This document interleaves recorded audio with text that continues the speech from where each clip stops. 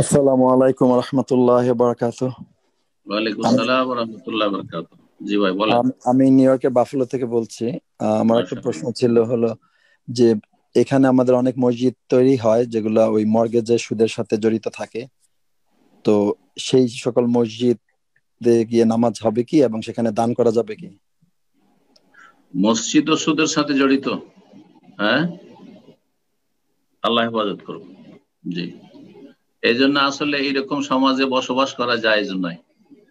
এইরকম সমাজে বসবাসের জায়েজ নয়, তার বিভিন্ন কারণের মধ্যে এটিও একটি কারণ যে আল্লাহর ঘর মসজিদটাও হারাম মুক্ত করতে পারছেন না। কথা বুঝতে পারছেন?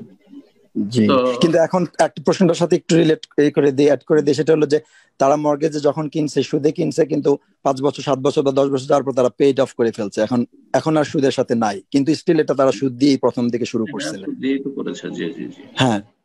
যাই হোক, আশেপাশে যে মসজিদ এরকম না থাকে, যেটা সন্দেহ মুক্ত এইসব থেকে, তাহলে আপনি সালাত পড়বেন ইনশাআল্লাহ। সালাত পড়বেন। যে যারা এই কাজগুলি করেছে তারা গুনাহগার হয়েছে।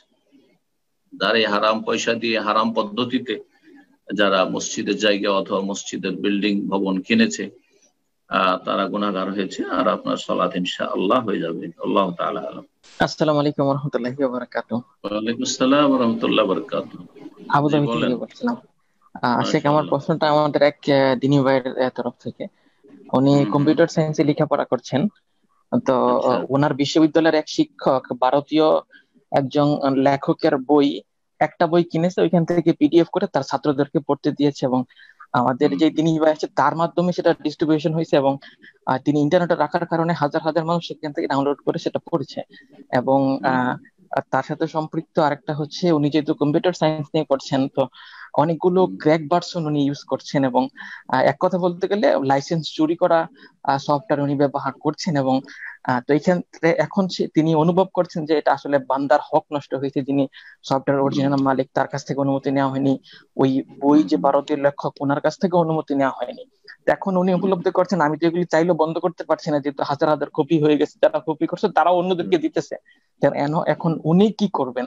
আরেকটা বিষয় এর সাথে সম্পৃক্ত যে ওনারা যে অবৈধ পন্থা অবলম্বন করে জ্ঞান অর্জন করছেন, পরবর্তীতে যদি এই সার্টিফিকেট দিয়ে কোনো চাকরি করেন, হালাল চাকরি করেন, এই ক্ষেত্রে তারতম্যটা আছে কিনা, হালাল হারামের বিষয়টা যদি একটু বলতেন। রুজির ক্ষেত্রে। হ্যাঁ। জি জি।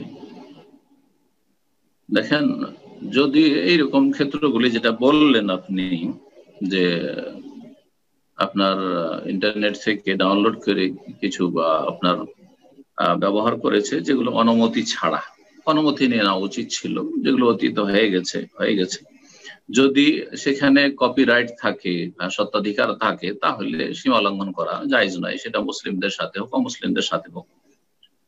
আউফু বিল উকুদ, হ্যাঁ, ওয়াদা, চুক্তি বা যে নিয়ম নীতিমালা রয়েছে সেগুলি পূর্ণ করতে হবে। যা হয়ে গেছে এর জন্য তওবা ইস্তেগফার করবে। আর এগুলো সংশোধন করা সম্ভব না, কারণ যা হয়ে গেছে এটা আর মানে কারেকশন করা সম্ভব নয়। এতটা সম্ভব যে আর আগামীতে এরকমটা করব না। কমপক্ষে এগুলো সন্দেহপূর্ণ জিনিস।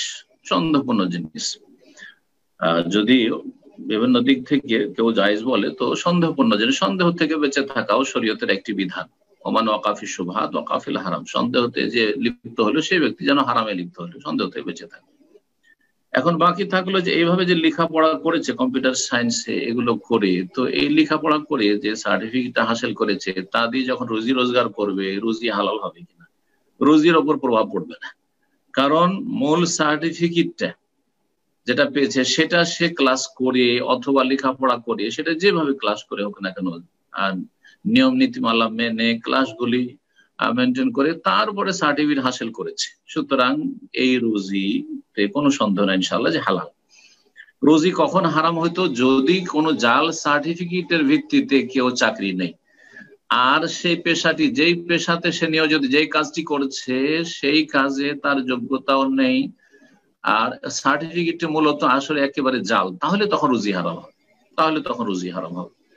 একজন যদি এমন কি জাল সার্টিফিকেটও যদি হাসিল করে, কিন্তু সেই সার্টিফিকেটের ভিত্তিতে সে চাকরি করে না, ও তার অন্য কোনো যোগ্যতা দিয়ে চাকরি করছে, তাহলে তার রুজিতে কোনো অসুবিধা নেই, কারণ সে গুনাহ করেছে, সে গুনাহ আলাদা আছে, কিন্তু যেহেতু সেই জাল সার্টিফিকেট ভিত্তিতে তার চাকরি হয় নাই, সুতরাং তার রুজি ইনশাআল্লাহ হালাল। তো চট করে আমরা অনেক সময় বলে দিই যে রুজি হারাম, অত সহজ বিষয়টি নয়। দেখতে হবে যে এই রুজিটা কি এই বিষয়ে হারামের উপর নির্ভরশীল না হারামের উপর নির্ভরশীল নয়। পুরোপুরি সে লেখাপড়া করেছে নিয়মিত, যদিও লেখাপড়ার ক্ষেত্রে কিছু 2 নম্বরই করেছে, যেমন অনেকে নকল টকল করে পাশ করে, কিন্তু পুরোপুরি নকল না, আংশিক কিছু নকল টকল করেছে, কিন্তু লেখাপড়া সে মেহনত করেছে, পরিশ্রম করেছে। বলা যাবে না যে এই লোকটির আপনার চাকরি হারাম অথবা তার রুজি হারাম, বলা যাবে না, যদিও সে নকল বা জালিয়াতি করার কারণে সে গুনাহগার হয়েছে। আল্লাহ তাআলা আলাম।